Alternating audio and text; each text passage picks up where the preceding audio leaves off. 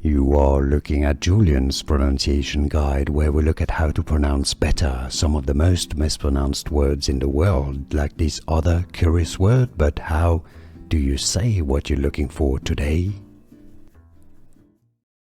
Name pronunciation, famous for being the name of a German-Dutch spectacle maker.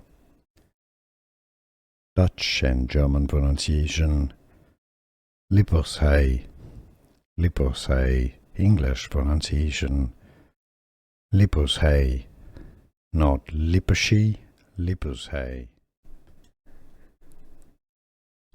Name pronunciation, famous for being the name of a German-Dutch spectacle maker. Dutch and German pronunciation. Lippershey, Lippershey. English pronunciation.